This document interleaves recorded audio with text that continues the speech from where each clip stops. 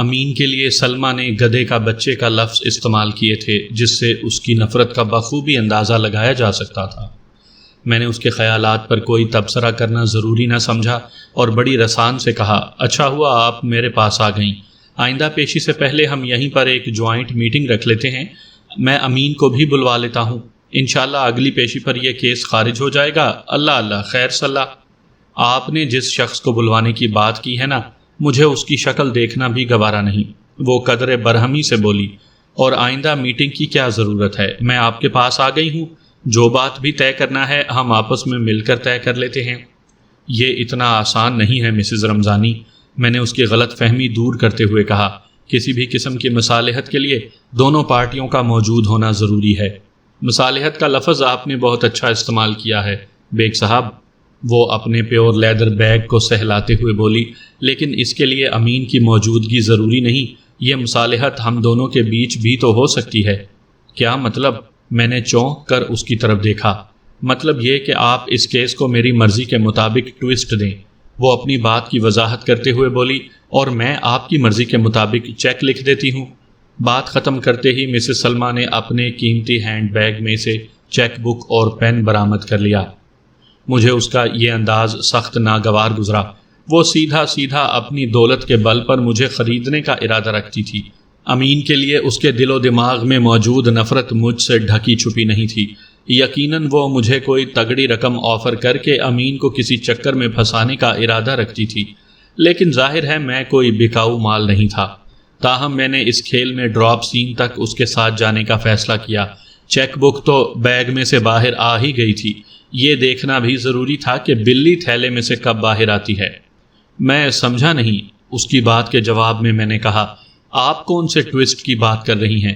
وہ میز پر تھوڑا سا آگے کو جھکائی، پھر رازدارانہ لہجے میں بولی، کیس کی موجودہ صورتحال تو یہی ظاہر کرتی ہے کہ اگلی پیشی پر عدالت اس کیس کو خارج کر دے گی، لیکن میں ایسا نہیں چاہتی۔ وہ لمحے بھر کو سانس درست کرنے کے لیے رکی، پھر بات مکمل کرتے ہوئے بولی، میں چاہتی ہوں کہ آپ اس کیس کے اندر کوئی ایسا ٹویسٹ ڈالیں کہ مزید 5-10 پیشیوں تک یہ کیس چلتا رہے اور ان دونوں بھائیوں کو رگڑا لگتا رہے۔ سیما کو رگڑا لگانے کی بات ابتدا میں امین نے بھی کی تھی، لیکن اس کی خواہش میں وقتی غصے کا عکس تھا، جبکہ سلمہ جس خواہش کا اظہار کر رہی تھی اس میں بڑی معاندانہ شدت پائی جاتی تھی۔ میں نے چوہے بلی کا کھیل جاری رکھتے ہوئے گہری سنجیدگی سے کہا، میں اگرچہ آپ کی مخالف پارٹی کا وکیل ہوں، اصولی طور پر مجھے آپ کے ساتھ کوئی معاملہ طے نہیں کرنا چاہیے، لیکن آپ کی پیشکش کو نظر انداز کرنا بھی عقل مندی نہیں ہوگی، اور آپ ایک عقل مند وکیل ہیں۔ وہ توصیفی نظر سے مجھے دیکھتے ہوئے بولی، وکیل جس پارٹی سے فیس لیتا ہے اسی کی وکالت کرتا ہے۔ آپ نے امین سے فیس پکڑی، اس کے بھائی کی وکالت کی اور اسے بے قصور ثابت کر کے دکھا دیا۔ سمجھیں کہ آپ کا کام ختم ہو گیا، گویا آپ نے فیس حلال کر دی۔ اب آپ یوں سمجھیں کہ ناصر سے آپ کا کوئی واسطہ نہیں رہا، اور میں ایسے کیسا سمجھ سکتا ہوں؟ میں نے قطع کلامی کرتے ہوئے کہا، جب تک یہ کیس عدالت میں ہے میں ناصر کا وکیل ہوں اور اس کے حق کا تحفظ کرنا میری ذمہ داری ہے۔ آپ نے اپنی ذمہ داری پوری کر دی ہے بیگ صاحب، وہ سمجھانے والے انداز میں بولی، آپ کا موکل ضمانت پر رہا ہو کر آزاد گھوم رہا ہے، میں چاہتی ہوں آج کے بعد آپ میرے وکیل کا کردار ادا کریں، میں آپ کو اس سے دوگنی فیس ادا کروں گی جو امین نے آپ کو دی تھی۔ آپ کے وکیل کا کردار؟ میں نے اپنے چہرے پر مصنوعی الجھن طاری کرتے ہوئے کہا، آپ نے اپنے کیس کے بارے میں تو کچھ بتایا ہی نہیں۔ کیس وہی ہے، سیما والا، وہ وضاحت کرتے ہوئے بولی، میں نے عرض کیا ہے نا، آپ نے اس کیس میں کوئی ایسا پیچ ڈالنا ہے کہ 2-3 ماہ تک مزید امین عدالت کے چکر کاٹتا رہے۔ مجھے ناصر سے کوئی عداوت نہیں ہے بیگ صاحب، میں بس امین کو ذلیل و خوار ہوتا دیکھنا چاہتی ہوں۔ اس کے دل کی بات منوعاً زبان تک آ گئی تھی، اس کے بارے میں میرے تمام تر اندازے درست ثابت ہوئے تھے۔ اس کمبخت منتقم المزاج عورت نے اپنے دلی جذبات کی تسکین کے لیے سیما کو بھی بھٹی میں جھونک دیا تھا۔ اس کا اصل ٹارگٹ اس کا سابق شوہر امین تھا۔ یہ سچ ہے کہ انتقام کا جذبہ انسان کو اندھا کر دیتا ہے۔ امین نے سلمہ کی بد زبانی سے تنگ آ کر اسے طلاق دے دی تھی، وہ اپنی اسی انسلٹ کا بدلہ لینا چاہتی تھی۔ پہلے اس نے اپنی سوچی سمجھی سازش کے تحت سیما کو اس خطرناک کھیل میں کسی مہرے کی مانند آگے بڑھایا، اور جیسے ہی دیکھا کہ میری وکالت نے اس کا مہرہ پیٹ ڈالا ہے تو وہ مجھے خریدنے کے لیے پوری آب و تاب کے ساتھ خود میدان میں اتر آئی۔ یہ تو کسی بھی قیمت پر ممکن نہیں تھا کہ میں اس نامعقول عورت کا ہاتھ کا کھلونا بن جاتا۔ البتہ اسے اندھیرے میں رکھ کر اپنا کام نکالنے کی ضرورت تھی تاکہ جب تک عدالت اس کیس کو خارج نہیں کر دیتی سلمیٰ کی مزید اندیکھی فتنہ پروازیوں سے محفوظ رہا جا سکے۔ میں نے مصنوعی ہچکچاہٹ کا مظاہرہ کرتے ہوئے کہا، کیس کے اندر میں ٹویسٹ تو ڈال دوں گا مگر کیا؟ وہ اضطراری انداز میں بولی۔ ڈبل فیس والی بات میری سمجھ میں نہیں آئی۔ اگر یہ کم ہے تو میں زیادہ بھی دے سکتی ہوں، وہ جلدی سے بولی۔ میں نہیں جانتی آپ کی فیس کتنی ہے، میں آپ کو ایک بلینک چیک دے دیتی ہوں۔ میرے اس اکاؤنٹ میں کم از کم 2 لاکھ روپے موجود ہیں۔ چیک کے اندر رقم آپ اپنی مرضی سے بھر لیجئے گا، لیکن کام میرے حسب منشا ہونا چاہیے۔ لمحاتی توقف کر کے اس نے ایک گہری سانس لی، پھر نفرت بھرے لہجے میں اضافہ کرتے ہوئے بولی، آپ نے کیس کے مختلف حصوں میں ایسا مرچ مسالہ بھرنا ہے کہ کیس ختم ہونے کے بعد کئی سال تک امین اپنے جسم کے ریشے ریشے میں جلن محسوس کرتا رہے۔ آپ بالکل بے فکر ہو جائیں، میں نے سوچ میں ڈوبے ہوئے لہجے میں کہا۔ مرچ مسالے کے سلسلے میں آپ کو مجھ سے کوئی شکایت نہیں ہوگی۔ انشاءاللہ میں بھی زندگی بھر آپ کو کسی شکایت کا موقع نہیں دوں گی۔ وہ بلینک چیک میری جانب بڑھاتے ہوئے بولی، میں نے دونوں طرف دستخط کر دیے ہیں، آپ اپنی مرضی کی رقم بھر کر یہ چیک کیش کروا لیجئے گا، اور اکاؤنٹ کی لمٹ تو میں نے آپ کو بتا ہی دی ہے، وہ لمٹ تو میرے ذہن میں محفوظ ہے۔ میں نے زیر لب مسکراتے ہوئے کہا، آپ مطمئن رہیں میں آپ کی دی ہوئی لمٹ کو کراس نہیں کروں گا۔ اس نے بڑے جوش و خروش سے میرا شکریہ ادا کیا، پھر ایک دل آویز مسکراہٹ میری جانب اچھال کر وہ دفتر سے رخصت ہو گئی۔ یہ میری مسز رمضانی یعنی سلمیٰ سے پہلی ملاقات تھی۔ مجھے یہ تسلیم کرنے میں کوئی آر محسوس نہیں ہو رہا تھا کہ اس عورت کے پاس دولت حسن تھی اور دولت دنیا بھی، اور اس نے مجھے اپنا ہم نوا بنانے کے لیے دونوں دولتیں خرچ کرنے میں کسی بخل سے کام نہیں لیا تھا۔ سامعین کرام، آپ سن رہے ہیں مرزا امجد بیگ ایڈوکیٹ کے لڑے گئے مقدمات میں سے ایک دلچسپ مقدمے کی روداد جس کا نام ہے مرچ مسالہ۔ یہ اس سلسلے کی آخری اور قسط نمبر 4 ہے۔ مجھے امید ہے آپ کو میری یہ کاوش پسند آئی ہوگی۔ آپ نے اگر ابھی تک میرا چینل کہانی گھر سبسکرائب نہیں کیا تو ابھی میرے چینل کو سبسکرائب کر کے بیل نوٹیفیکیشن آن کر لیجئے تاکہ آنے والی ہر نئی کہانی کی اطلاع بر وقت آپ تک پہنچ سکے۔ منظر اسی عدالت کا تھا اور مجسٹریٹ کرسی انصاف پر پورے تمطراق کے ساتھ براجمان تھا۔ جب تک متعلقہ افراد حاضر ہو چکے تو عدالتی کارروائی کا آغاز ہوا۔ مجسٹریٹ نے حاضرین پر ایک اچٹتی سی نگاہ ڈالی، پھر وکیل استغاثہ کی جانب دیکھتے ہوئے پوچھا، وکیل صاحب، آپ پچھلے 15 دن میں ملزم ناصر کے خلاف کوئی ٹھوس ثبوت حاصل کرنے میں کامیاب ہو گئے ہوں گے تو اسے عدالت میں پیش کیا جائے۔ میں جانتا تھا 15 دن کیا، اگر اس کام کے لیے استغاثہ کو 15 ماہ کا وقت بھی دیا جاتا تو وہ ناکام ہی رہتا۔ وکیل استغاثہ نے بڑے بھونڈے انداز میں گزری ہوئی باتوں کو دہرانے کی کوشش شروع کی ہوئی تھی کہ مجسٹریٹ نے اسے ابتدائی مرحلے پر ہی روک دیا اور قدرے درست لہجے میں کہا، اگر آپ نے پچھلی باتوں کو دہرا کر عدالت کا وقت ہی خراب کرنا ہے تو پھر عدالت اس کیس کو خارج کرنے پر مجبور ہو جائے گی۔ جناب اعلیٰ، وکیل استغاثہ نے کمزور سی آواز میں کہا، اگر معزز عدالت مزید 10 دن کی مہلت دے تو ملزم کے خلاف ٹھوس شواہد حاصل کرنے کی بھرپور کوشش کی جا سکتی ہے۔ گزشتہ 15 دن میں آپ کی کارگزاری کیا رہی؟ مجسٹریٹ نے سرزنش کرنے والے انداز میں کہا۔ اس سے پہلے ریمانڈ کے سلسلے میں بھی عدالت نے 1 ہفتے کی مہلت دی تھی۔ جب ان 25 دنوں میں ملزم کے خلاف ایسی کوئی بھی جاندار بات سامنے نہیں لائی جا سکی جس پر عدالت کی کارروائی کو آگے بڑھایا جا سکے تو مزید 10 دن میں کیا ہو جائے گا؟ جناب اعلیٰ، وہ مؤدبانہ انداز میں بولا، پولیس کو بعض معاملات کی چھان بین کے لیے مناسب وقت درکار ہوتا ہے۔ میری معزز عدالت سے التماس ہے کہ اس کیس کو ڈسمس کرنے میں عجلت سے کام نہ لیا جائے۔ عجلت؟ مجسٹریٹ نے حیرت بھری نظر سے وکیل استغاثہ کی طرف دیکھا۔ آپ اسے عجلت کا نام دے رہے ہیں؟ معزز عدالت نے پچھلی پیشی پر آپ کو 15 دن کی مہلت محض اس لیے دی تھی کہ انصاف کے تقاضے پورے ہونے میں کوئی کمی باقی نہ رہ جائے، لیکن آپ اپنی کوشش میں بری طرح ناکام ہو چکے ہیں۔ مجسٹریٹ کی ان سچی اور کھری باتوں کے جواب میں وکیل استغاثہ کے پاس کہنے کے لیے کچھ بھی نہیں تھا اور وہ خاموشی اختیار کرنے پر مجبور ہو گیا۔ مجسٹریٹ نے میری جانب دیکھا اور استفسار کیا، بیگ صاحب آپ کو اس سلسلے میں کچھ کہنا ہے؟ اس روز مسز سلمہ بھی عدالت کے کمرے میں موجود تھی اور اس کی نظر مجھ پر لگی ہوئی تھی۔ یقیناً وہ اپنے بلینک چیک کی تاثیر دیکھنے کے منتظر تھی۔ جب میں عدالت کی طرف آ رہا تھا تو باہر راہداری میں میرا اس سے آمنا سامنا ہوا تھا۔ اس نے مسکرا کر میری طرف دیکھتے ہوئے پوچھا تھا، بیگ صاحب آپ نے چیک کیش نہیں کرایا؟ سلمہ کے اس سوال کا واضح مطلب یہی تھا کہ اس نے عدالت آنے سے پہلے بینک جا کر اپنے اکاؤنٹ کا احوال معلوم کر لیا تھا۔ جب ہی اس کے استفسار میں حیرت کی آمیزش تھی۔ وہ تو توقع کر رہی ہوگی کہ میں اس کے دیے ہوئے بلینک چیک سے پہلی فرصت میں فائدہ اٹھانے کی کوشش کروں گا۔ جب میں نے ایسی کوشش نہیں کی تو اسے اچنبھا ہونا ہی تھا۔ میں اس کے سوال کا جواب دیے بغیر عدالت کے کمرے میں داخل ہو گیا تھا اور عدالت کے اندر بھی میں نے ایک مرتبہ بھی آنکھ اٹھا کر اس کی طرف نہیں دیکھا تھا۔ میرا یہ رویہ اس کی ذہنی کیفیت میں ہیجان برپا کرنے کے لیے کافی تھا۔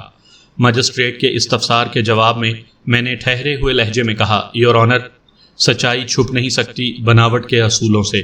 حقیقت جو بھی ہے وہ روز روشن کی طرح عیاں ہو چکی ہے۔ اگر موجودہ حالات و واقعات کی روشنی میں دیانتداری کی نگاہ سے دیکھا جائے تو میرا موکل سراسر بے قصور اور بے گناہ دکھائی دیتا ہے۔ استغاثہ کے جھوٹ کی کلائی کھل چکی ہے۔ اس امر میں کسی شک و شبے کی گنجائش باقی نہیں رہی کہ ملزم کو ایک سوچی سمجھی سازش کے تحت اس کیس میں پھانسنے کی کوشش کی گئی ہے۔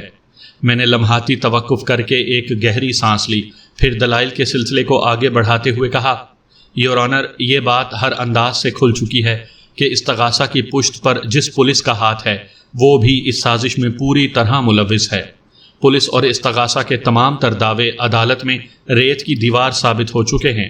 میرے موکل کو اس دوران میں جس کوفت اور ذہنی اذیت سے گزرنا پڑا، اس کا مداوع بھی ضروری ہے۔ اس کیس میں الجھنے کے باعث ملزم کی نیک نامی بری طرح متاثر ہوئی ہے۔ اس کے ورثاء کو جو مالی اور جذباتی نقصان اٹھانا پڑا وہ الگ ہے۔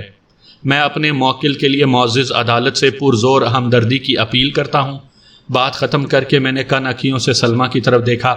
وہ کینہ توز نظر سے مجھے گھور رہی تھی۔ اس کا اگر بس چلتا تو مجھے کچا ہی چبا ڈالتی۔ وہ مجھے بلینک چیک تھما کر مطمئن ہو گئی تھی اور اس یقین کے ساتھ آج عدالتی کارروائی دیکھنے آئی تھی کہ میں ملزم کے بھائی امین کی راہ میں بارودی سرنگیں بچھا ڈالوں گا۔ لیکن جب میری جانب سے اس نے کیس کے اندر کوئی ٹوسٹ پیدا ہوتے نہیں دیکھا تو پہلے وہ حیران ہوئی، پھر اس کی حیرانی پریشانی میں بدل گئی اور اب تو مجھے اس کے چہرے پر ایسے تاثرات نظر آ رہے تھے جیسے عدالت کے کمرے سے باہر نکلتے ہی وہ اپنے خطرناک ناخنوں سے میرا چہرہ ادھیڑ ڈالے گی۔ اس کی مجبوری یہ تھی کہ وہ عدالت کے کمرے کے اندر میرے خلاف کسی بھی حوالے سے زبان نہیں کھول سکتی تھی۔ وہ کہتی بھی تو کیا کہتی؟ یہ کہ اس نے کیس کا پانسا پلٹنے کے لیے مجھے رشوت میں ایک بلینک چیک دیا تھا۔ اگر وہ اس حوالے سے منہ سے ایک لفظ بھی نکالتی تو اگلے ہی لمحے وہ ایکیوزڈ باکس میں کھڑی نظر آتی۔ میری پرزور اور ہمدردانہ اپیل کے جواب میں مجسٹریٹ نے کہا، عدالت کو ملزم ناصر کی پوزیشن اور حیثیت کا پوری طرح خیال ہے، لہٰذا وہ اسے اس کیس سے باعزت بری کرتے ہوئے کیس کو خارج کرتی ہے۔ تھینک یو یور آنر، میں نے گردن کو ہلکا سا خم دے کر مؤدبانہ لہجے میں کہا، میں عدالت کے اس مبنی برا انصاف و عدل کے فیصلے کا خیر مقدم کرتا ہوں، لیکن اس کے ساتھ ہی معزز عدالت سے میری ایک چھوٹی سی استدعا ہے۔ مجسٹریٹ نے گہری سنجیدگی سے پوچھا، بیگ صاحب آپ مزید کیا کہنا چاہتے ہیں؟ یور آنر، میں نے مجسٹریٹ کی طرف دیکھتے ہوئے بآواز بلند کہا، میرے موکل نے گرفتاری سے لے کر اب تک جس ذہنی اذیت اور معاشرتی خفت کا سامنا کیا ہے اس کا ازالہ تو ممکن نہیں، مگر میں چاہوں گا کہ استغاثہ کی جانب سے ملزم کو معقول ہرجانہ ادا کیا جائے تاکہ اس کے زخموں پر مرہم لگایا جا سکے۔ That's all your owner. Magistrate نے ٹھہرے ہوئے لہجے میں کہا، کسی بھی شخص کو قانوناً یہ حق حاصل نہیں کہ وہ کسی دوسرے شخص کی عزت کو اچھالے اور کسی جھوٹے مقدمے میں کسی کو عدالت میں گھسیٹے۔ لہٰذا یہ ثابت ہو جانے کے بعد کہ اس کیس نے ناصر کی عزت نفس کو ٹھیس پہنچائی ہے، عدالت استغاثہ کے توسط سے سیما کے والدین کو اس بات کا پابند کرتی ہے کہ وہ ہتک عزت کے زمرے میں ناصر کو مبلغ 20,000 روپے سکہ راج الوقت پاکستان بطور ہرجانہ ادا کرے۔ عدالت کے اس حکم پر فوری عمل درآمد کیا جائے۔ مجسٹریٹ کے اس دو ٹوک اور حتمی فیصلے کے بعد استغاثہ اور سیما کے والدین میں سے کسی کو کوئی اعتراض اٹھانے یا کوئی جواز پیش کرنے کی ہمت نہ ہو سکی۔ اس حکم عدالت کو سن کر استغاثہ پارٹی کے تمام ارکان کے چہرے پھوس ہونے والے غبارے کے مانند لٹک گئے۔ بالفاظ دیگر انہیں اس کیس میں ہزیمت اٹھانا پڑی تھی۔ سلمیٰ کی حالت دیدنی تھی۔ میں نے ان آخری مراحل پر اس کی آنکھوں میں آنکھیں ڈال کر مسکرانا ضروری سمجھا۔ سلمیٰ اور رمضانی وکیل استغاثہ کی درخواست پر فوراً ہرجانے کی ادائیگی کے پروسیس میں لگ گئے۔ اس کا ایک باقاعدہ قانونی طریقہ کار ہوتا ہے، کچھ ضروری قسم کی کاغذی کارروائی کرنا ہوتی ہے۔ بہرحال آدھے گھنٹے میں یہ مرحلہ مکمل ہو گیا۔ میں نے کوشش کی تھی کہ عدالت کے کمرے سے باہر نکلتے وقت امین کے ساتھ رہوں تاکہ سلمیٰ کے کسی جذباتی اٹیک سے محفوظ رہ سکوں۔ وہ مجھ پر بہت زیادہ ادھار کھائے بیٹھی تھی۔ پارکنگ تک میں امین اور ناصر سے باتیں کرتے ہوئے پہنچ گیا۔ جب میں انہیں رخصت کر کے اپنی گاڑی کی جانب بڑھا تو پتہ نہیں کہاں سے مسز سلمیٰ آندھی کے مانند نکل کر میرے سامنے آ گئی۔ میں اسے اچانک اپنے روبرو دیکھ کر چونک اٹھا۔ وہ طنزیہ انداز میں میری طرف دیکھتے ہوئے بولی، بیگ صاحب، اب یہ بات اچھی طرح میری سمجھ میں آ گئی ہے کہ آپ نے اتنے دن میں میرا دیا ہوا وہ چیک کیش کیوں نہیں کرایا تھا۔ آپ کی نیت میں پہلے سے فطور تھا یا میں نے آپ کی قیمت کم لگائی تھی؟ آپ مجھے بتا دیتے، میں آپ کو خریدنے کے لیے 2 لاکھ سے زیادہ بھی دے سکتی تھی۔ میں نے اس کی ترش کلامی کے جواب میں صرف اتنا کہا، مسز سلمیٰ، آپ شدید نوعیت کی غلط فہمی کا شکار ہیں۔ ہر انسان کو خریدنا ممکن نہیں ہوتا۔ میں نے کوشش کر کے اپنے لہجے کو نارمل اور مہذب رکھا تاکہ وہاں کوئی نیا تماشا نہ لگ جائے۔ سلمیٰ چوٹ کھائی ہوئی ایک زخمی ناگن تھی۔ وہ بپھر جاتی تو کوئی نیا ہنگامہ کھڑا ہو سکتا تھا۔ ویسے بھی اس کی بد کلامی اور بد زبانی کسی تعارف کی محتاج نہیں تھی۔ وہ سنسناتے ہوئے لہجے میں بولی، اس کا تو واضح مطلب یہی ہے کہ آپ کی نیت میں شروع ہی سے فطور تھا۔ آپ نے مجھے بے وقوف بنانے کے لیے وہ چیک لے کر اپنے پاس رکھ لیا تھا۔ آپ بار بار چیک کا ذکر کر رہی ہیں تو اتنا بتا دوں، میں نے معتدل انداز میں کہا، آپ کا دیا ہوا وہ بلینک چیک جوں کا توں میری میز کی دراز میں رکھا ہے۔ کبھی سٹی کورٹ آنا ہو تو میرے آفس کا ایک چکر لگا لیجئے گا، آپ کا چیک میں واپس کر دوں گا۔ آج تشریف لانا چاہیں تو 4 بجے کے بعد میں آپ کو آفس ہی میں ملوں گا۔ مجھے کوئی شوق نہیں ہے آپ کے آفس آنے یا آپ سے ملنے کا، وہ سٹ پٹائے ہوئے لہجے میں بولی۔ میرے پاس ایسے کاموں کے لیے فالتو ٹائم نہیں ہے۔ لیکن وہ بلینک چیک، میں نے چٹکی لینے والے انداز میں کہا، اب وہ ردی کاغذ کے ایک ٹکڑے سے زیادہ کوئی اہمیت نہیں رکھتا۔ وہ حقارت آمیز لہجے میں بولی، میں نے بینک جا کر اس چیک کو کینسل کروا دیا ہے۔ میں آپ کی ذہانت کی داد دیتا ہوں۔ اس نے مجھے گھور کر دیکھا اور پاؤں پٹک کر جانے لگی۔ میں نے چھیڑنے والے انداز میں کہا، مسز سلمیٰ، آپ کو تو خوش ہونا چاہیے کہ میں نے آپ کی فرمائش پوری کر دی ہے۔ وہ رکی اور گردن گھما کر عجیب سے لہجے میں مستفسر ہوئی، کون سی فرمائش؟ مرچ مسالہ لگانے والی فرمائش۔ میں نے ایک ایک لفظ پر زور دیتے ہوئے کہا، میں نے آپ کی خوشی کی خاطر اس کیس میں مرچ مسالہ بھرنے کی بھرپور کوشش کی ہے، لیکن مجھ سے ایک غلطی ہو گئی۔ کیسی غلطی؟ اس کی آنکھوں میں حیرت نمودار ہوئی۔ یہ غلطی کہ میں نے اس مرچ کاری کا کام آپ کے ہاتھوں سے کرا ڈالا۔ میں نے ذو معنی انداز میں کہا، اور نادانستگی میں آپ سے چوک یہ ہو گئی کہ مرچ والا ہاتھ آپ نے اپنی آنکھوں میں لگا لیا۔ یہ ساری جلن اسی وجہ سے ہے۔ اس نے مجھ پر ایک غسیلی نگاہ ڈالی اور تیز تیز قدم اٹھاتے ہوئے ایک طرف بڑھ گئی۔ میں دل ہی دل میں مسکرا کر رہ گیا۔